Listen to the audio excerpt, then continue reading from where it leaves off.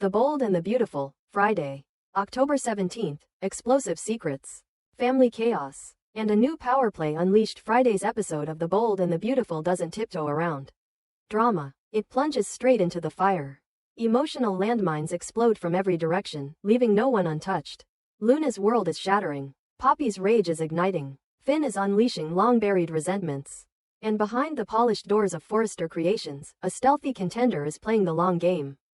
Here's how everything unravels. At Forrester Creations, Dickie Sharp isn't just another aspiring designer. He's a man with a secret, a plan, and now, a shot. As he sits down with Electra Forrester, the stakes are already sky high.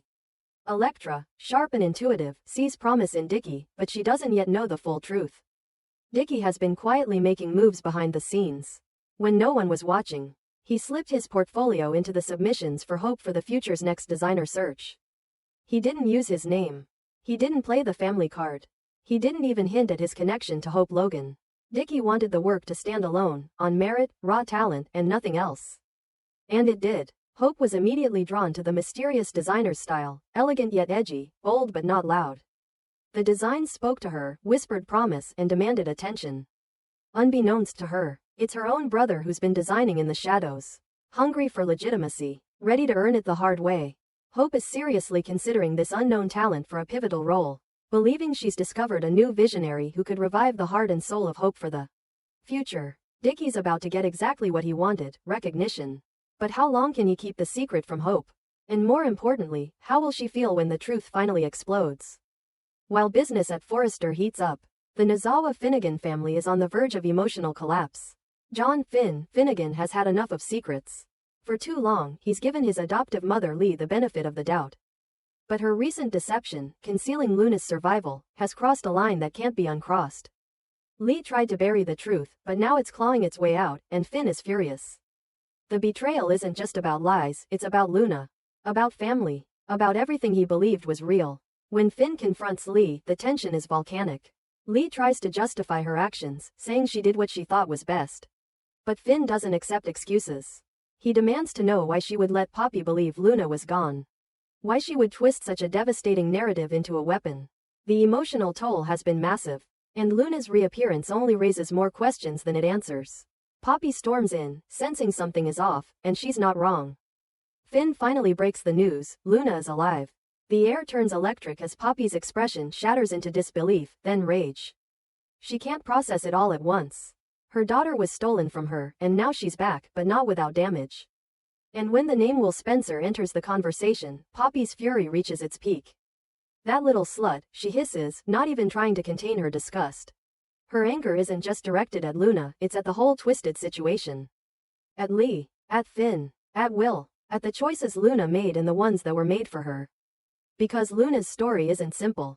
It's dark, messy, dangerous. Will Spencer, young, privileged, but no stranger to scandal, has been spiraling since Luna re-entered his life like a force of chaos. At first, he thought her attention was flattering, intoxicating even. But it quickly veered into obsession. She seduced him, manipulated him, and ultimately drugged him. What was supposed to be a wild night turned into something far more sinister. Now, Will's trapped in a nightmare. Luna's pregnant, and despite being behind bars, again, she continues to exert control over him. The situation has made him question everything. How he let it go this far. Whether he ever had any say in the matter. And what this means for his future. Especially with Electra Forrester, who's become a grounding presence in his chaotic life. Electra sees the truth. She sees the weight Will is carrying. But trust is fragile, and Luna's shadow looms large over everything. Every time Will tries to move forward with Electra, Luna pulls him 2 steps back. Whether it's through emotional manipulation, legal threats, or the looming question of custody, Luna's presence is a ghost that refuses to leave. Back in jail, Luna is calculating. She knows Will wants her gone. She knows Electra is in the picture. But she also knows she's pregnant, and that's leverage. Luna's obsession with Will isn't romantic anymore. It's strategic. She wants control. She wants power. And if she can't have Will, she'll make sure no one else can either. This isn't the end of Luna's schemes. It's only the beginning. Her incarceration doesn't mean silence, it means planning. Behind those walls, she's orchestrating her next move. And when it comes, it won't just disrupt Will and Electra's lives. It could destroy them. Meanwhile, Electra isn't backing down. She knows the storm is coming, and she's ready to face it head-on. But love in the world of the Forresters is rarely simple. And Electra is about to learn the hard way what it means to be with a Spencer in crisis. Back at Forrester, Hope's team continues reviewing the mystery designer's work, and Dickie is moments away from being offered a contract that could change his life. The only question is, will he come clean before someone else exposes the truth? Because secrets in this world never stay buried for long. Not in this family, not in this industry, not with this level of legacy on the line. Finn's relationship with Lee is fractured. Trust has been shattered. Apologies may be offered, but forgiveness isn't guaranteed. Finn is no longer willing to be the quiet son who tolerates manipulation. He wants answers. He wants accountability. And he wants to rebuild the family that's been torn apart by deceit. Poppy, still livid, may be reuniting with her daughter, but it's a reunion built on pain. There's no easy path forward. Her love for Luna is fierce, but her disappointment is equally consuming. She wants to protect Luna, but she also wants answers. About Will, about the baby, about how her daughter became so reckless and destructive. Will Spencer, caught in a web he never asked for, is desperate to regain control of his life. But that becomes harder every day Luna refuses to let go. And Electra, standing at the center of it all, finds herself torn between love, fear, and a need to protect what little stability she has left. As for Dickie, he's about to get everything he ever wanted, and possibly lose it all in the same breath if the truth comes out the wrong way. This is The Bold and the Beautiful. Secrets come with consequences. And October 17th is just the spark. The fire's still spreading. The Bold and the Beautiful, Luna's fury unleashed. Escape, revenge, and chaos in the making. Luna Nozawa is backed into a corner. And when a woman like Luna has nothing left to lose, the results are explosive. Her arrest didn't just end her freedom. It shattered her plans, stole her future, and triggered a rage that's now bubbling beneath the surface, ready to erupt. The October updates from The Bold and the Beautiful paint a dark and dangerous path ahead for Luna. One that's soaked in betrayal, revenge, and the possibility of an audacious prison break that could throw the entire B&B universe into chaos. The moment that changed everything came when Electra Forrester made that phone call. The one that sent police straight to Luna's beachfront hideaway. Luna was apprehended swiftly, caught red-handed, and now faces a crushing prison sentence that promises to lock her away for years.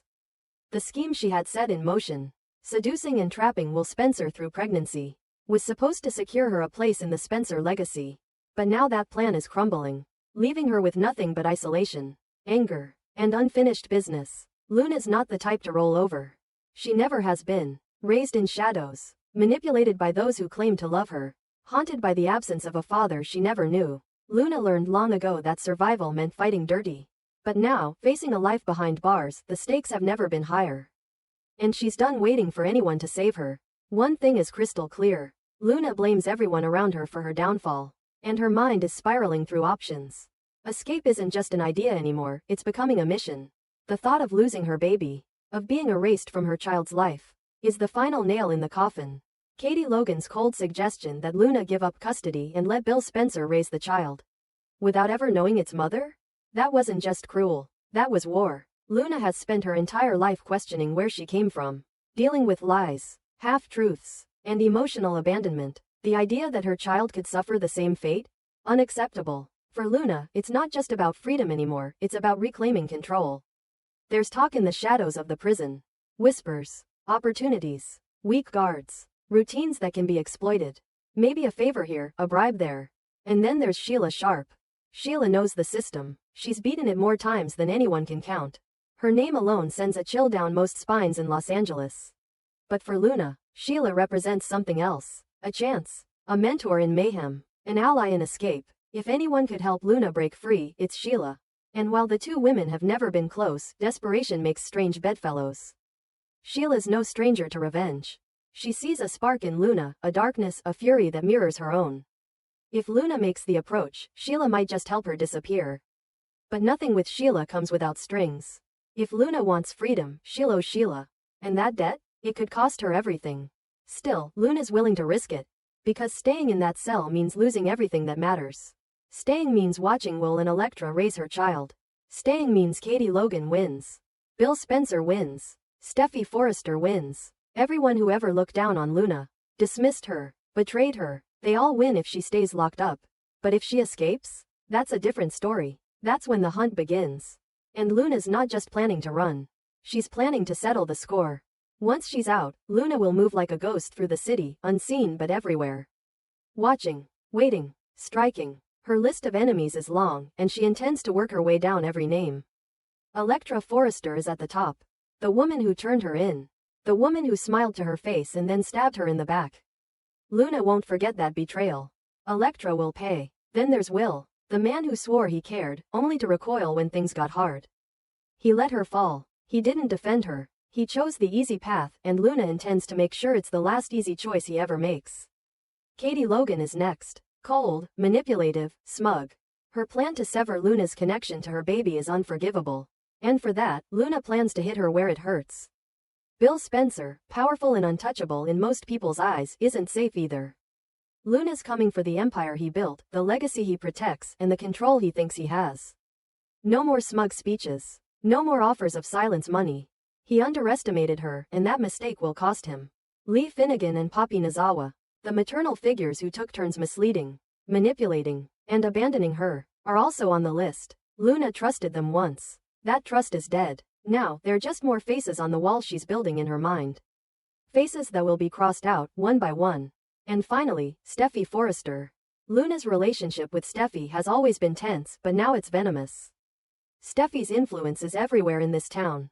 Her reach, her name, her power, it's all been used to keep people like Luna out. Luna knows Steffi's return to town will bring more judgment, more control, and more moves to erase her from the narrative. But Luna has no intention of letting Steffi win that war. Luna will not be forgotten. She will not be erased. If she has to burn down every bridge, every mansion, every dynasty to remind the world who she is, she will. The beauty of soap opera prisons is that escape is never really impossible. Security lapses, sympathetic guards, smuggled phones, emergency drills. When the writers want it, there's always a way. Luna's escape doesn't have to be logical. It just has to be dramatic. And Luna? She was made for drama. Once she's out, the city won't know what hit it. She won't stay still. She won't beg for forgiveness. She won't play the victim. She'll be the storm, and Los Angeles will be the battlefield. And through it all, the baby, her baby, will remain the center of it all. Every move she makes is for that child. Every life she ruins. Every plan she disrupts. Every lie she exposes. It's all about reclaiming the one thing she believes no one has the right to take from her. Motherhood. But this isn't a redemption arc. This is a revenge saga. Luna isn't coming back to make peace. She's coming back to tear down everything that was built on her pain. Electra and Will might believe they're safe behind security gates and PR teams. Katie might believe her political connections will shield her. Bill might think his money can fix anything. Steffi might think her name alone can silence the noise. But none of them are ready for what's coming. Luna's rage is methodical. Her vengeance is personal. And her escape is only the beginning. The bold and the beautiful has never shied away from pushing the envelope. And Luna's arc is about to take the series into darker, more thrilling territory. Her descent isn't tragic, it's electric. Unstoppable. Magnetic. The kind of chaos that fans can't look away from. So don't blink. Because Luna's warpath isn't just coming, it's already started. The City of Angels is about to meet its devil in disguise. And she's wearing prison orange, for now. But